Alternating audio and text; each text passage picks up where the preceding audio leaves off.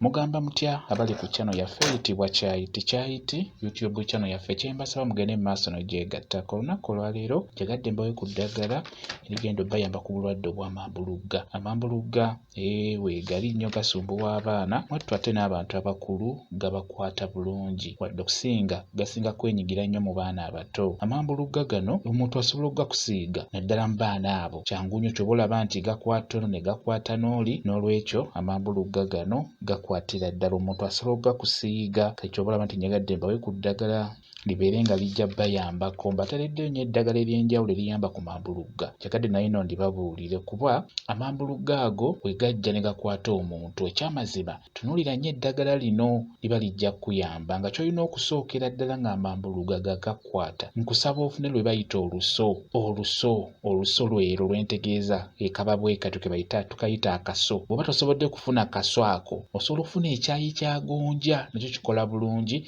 n'etunuuliraako koolaba. Kati bw'okafuna nkusaba ofune entula zino ze batunda ku midaala. Funako entula emu, gifumitemu ekituli, yisaamu akaso ako. Bw'omala okukayisaamu gisibe omwana mu bulago. Gisibe omwana mu bulago abeere ng'ayambadde neekireesi. N'obeera gwe mukulu gisibeemu obeere ng'ogikweka mu ngoye munda, kuba abasinga abakulu muŋŋamba nti mutya nnyo okuswala okubeera nga weesiba entula mu bulago. Ly'eddagala erisookebwako nga tonatunuulira ddagala ddala. Kati nga bwe ngenda obbabuulira lino, sooka okole ekyo. Kati bw'omala okukola ekyo nkusaba ofune eddagala lino ligenda kuyamba, lijjanjaba bulungi nnyo amambulugga. Nkusaba ofune lumonde. Funa lumonde ono owaffe. Bw'omala okufuna lumonde nkusaba omwozeeko bulungi, beera ng'omuteeka ku mmere, musibire ku mmere, tomuwaata, muleke n'ebikuta, muteeke ku mmere omufumbe. Bw'amala okujja beera ng'omuteeka kasowaani, muleke asooke awole. Bw'amala okuwola, bw'oba olina firiigi muteeke mu firiigi omunnyogoze. Bw'oba tolina firiigi osobola omuteeka, tugeze oteeka amazzi mu seffuliya n'omusuula mu mazzi ago, eseffuliya n'ogiwummuza ku semiiti wansi ewannyogoga.